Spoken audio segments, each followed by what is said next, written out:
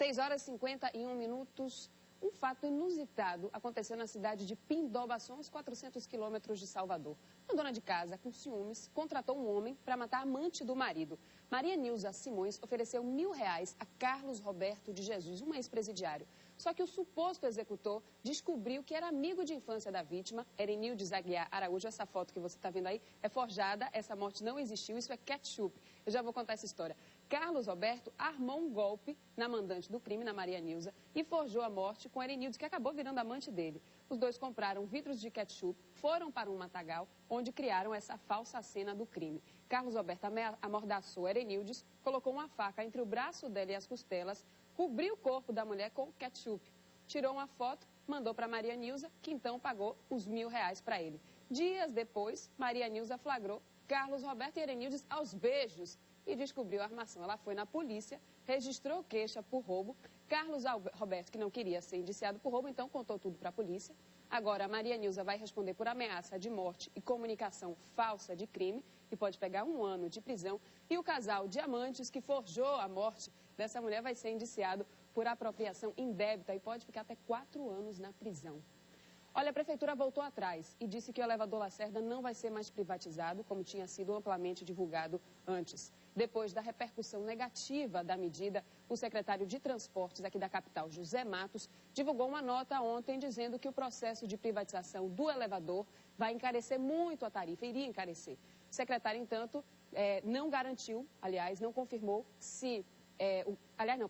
O secretário disse que o cartão postal de Salvador, o elevador Lacerda, vai ser reformado. Novos equipamentos de ar-condicionado vão ser instalados em 2 cabines. Agora, o que ele não disse, o que ele não confirmou ainda, é que se as propostas de privatizar o plano inclinado e a estação da Lapa ainda estão de pé. Portanto, o elevador Lacerda não vai ser privatizado, mas vai ser reformado.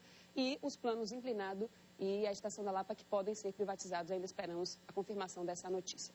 No nosso quadro sobre casos sem solução, nós trouxemos a história do assassinato do marinheiro Edivandro de Jesus Pereira, morto por um sargento da Polícia Militar em fevereiro de 2007, no bairro do Cabula, em Salvador. O PM Arilson Marques de Araújo foi condenado a 28 anos de prisão. Ontem, ele foi a júri popular no Fórum Rui Barbosa. Familiares do recruta se concentraram na frente do Fórum Rui Barbosa, em Salvador, vestidos com camisas que tinham a foto de Edivandro. A mãe dele levou o cap e o uniforme da Marinha. Ele não acabou só com a vida de Edivandro, não.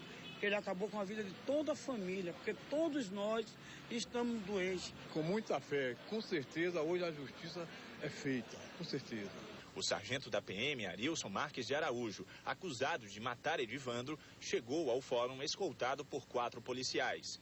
Durante a leitura do relato do crime, a mãe de Edivandro se emocionou. Em frente a um posto de combustível, o grupo deu início, percebendo uma parada da viatura usada pelos acusados.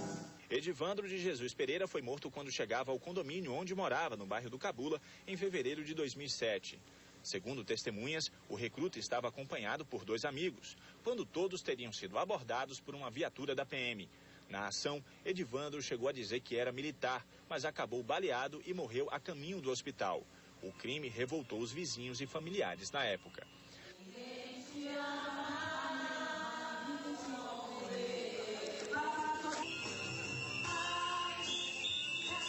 Os 2 rapazes que estavam com Edivandro no dia do crime foram ouvidos como testemunhas de acusação.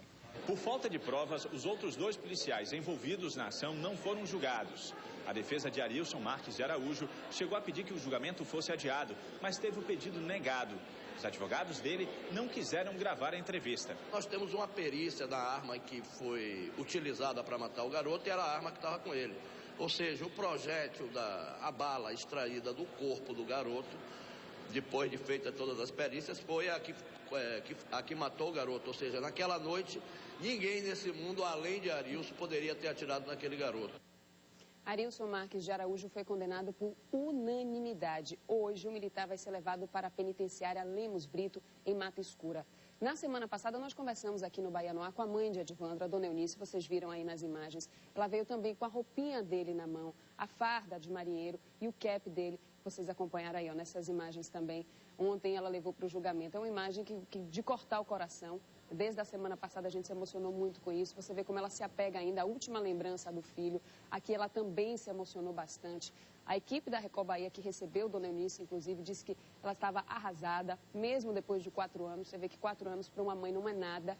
Vocês viram aí também como ela se emocionou no júri popular, durante o júri. Ela entra em lágrimas, cai aos prantos. Por isso é que nós aqui acompanhamos esses casos. Porque às vezes parece que a polícia esquece, que a justiça esquece, mas os familiares, os amigos, eles não esquecem. Nós, aqui da Record Bahia, também não esquecemos. Olha as imagens da Dona Eunice aí, de cortar o coração. Depois de 4 anos, ela finalmente viu justiça e talvez consiga acalmar um pouco o coraçãozinho dela, né, depois dessa prisão do assassino do filho dela. 6h57, pelo menos um caso concluído, né? Só que a gente, infelizmente, vê que a impunidade muitas vezes predomina. A investigação do assassinato do jovem Erickson Ferreira dos Santos ainda não teve conclusão. Ele é o personagem do nosso caso sem solução de hoje. Erickson tinha 21 anos quando foi assassinado com um tiro em uma boate no subúrbio ferroviário. O caso ocorreu há 1 ano e 2 meses. Foi em julho de 2010, em julho do ano passado. Nessas imagens que você vai ver agora, o acusado do crime, Florisvaldo dos Santos Júnior, conhecido como Júnior Gordo, ele era segurança da casa de shows na Ilha Amarela, no subúrbio ferroviário, onde aconteceu o crime. Florisvaldo foi preso, mas terminou sendo solto e desde então permanece foragido da polícia. Então aí você vê as imagens dele. No dia 30 de março desse ano, o repórter Adelson Carvalho falou com Florisvaldo dos Santos Júnior, esse Júnior Gordo. Durante a entrevista, ele contou a versão dele do crime e disse que fez o que fez por legítima defesa. Você atirou no cara? Não. Fui chamado pelo dono para tirar ele de cima das caixas de som. Ele estava deitado na caixa de som? Estava sentando, estava desligando, interrompendo o som. Você estava armado com um revólver, não fez? Verdade. 38. Municiado até o cano. E aí aconteceu o quê? Ocorrido. O disparo. Disparo. Você atirou para pegar em quem? Em Erickson mesmo? Um companheiro dele aí. Um amigo? Verdade. E aí o tiro desviou e bateu nele. Pegou no... Certeiro. Você entende que você fez uma bobagem? O que era preciso no momento, né? O cara ameaçou matar você? O companheiro dele, me defendi, legítima defesa. Fiz o que era preciso no momento. Desde quando segurança de boate tem que ter arma, tem que estar portando arma. E por causa de uma discussão, de uma bobagem, tira-se a vida de uma pessoa. Nós vamos falar agora com a repórter Luísa Calegari. Ela está ao lado de Dona Raquel Santos, que é mãe de Erickson Ferreira dos Santos, o rapaz que perdeu a vida aos 21 anos. Luísa, Dona Raquel em nenhum momento desistiu de ver o culpado punido pelo crime, não é? Bom dia. Olá, Jéssica. Bom dia a todos. A gente estava conversando agora há pouco, essa aqui é a Dona Raquel, Jéssica, que você acabou de informar aí, que está ao nosso lado, está assim. Junto com ela também tem uma outra pessoa que não prefere não se identificar por morar na mesma rua que o assassino, o suposto assassino, mora. Então, assim, ainda há esse medo, ainda há essa falta de solução nesse crime e é isso que mais deixa a família chateada. Bom dia, Dona Raquel, em primeiro lugar. Quer dizer, a gente acabou de ver agora as imagens do suposto assassino, ele confessou e disse que foi por legítima defesa. Como é que a senhora vê essa fala dele, né? Como é que a senhora vê a situação atual desse caso ainda sem solução? Ele é muito frio, calculoso, que ele não tinha direito de tirar a vida de meu filho, que ele era para pegar o outro, ver matar meu filho, um pai de família, um inocente. Ele tem que ir para a cadeia mesmo. A única coisa que eu quero é a justiça dele. No caso, Jéssica, a gente também estava falando que o Erickson estava junto com o cunhado. Que, na verdade, o cunhado subiu na caixa de som. Como essas festas, acontecem essas coisas, e aí o segurança, o DJ pediu para ele descer da caixa, e aí o segurança colocou ele para fora. E no momento em que ele estava para fora, que começou a discussão, e aí, por motivo nenhum, segundo a família, o segurança teria atirado. Quer dizer, é difícil para a senhora ver um assassino ainda solto pelas ruas. Difícil mesmo. Como é que tem sido para a senhora esses meses aí, sem o seu filho e vendo essa injustiça? Eu tenho como ele ainda está viajando, que ele gosta muito de estar viajando.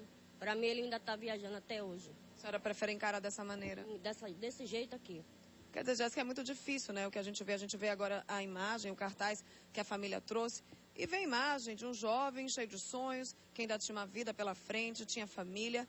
Então é muito difícil para os parentes, principalmente para uma mãe, né? A gente viu agora há pouco a imagem de uma outra mãe que também sofreu, que foi o caso do marinheiro, que foi um caso polêmico, que foi famoso aqui na cidade. Quer dizer, é muito difícil para uma mãe encarar uma situação e ainda ver a impunidade.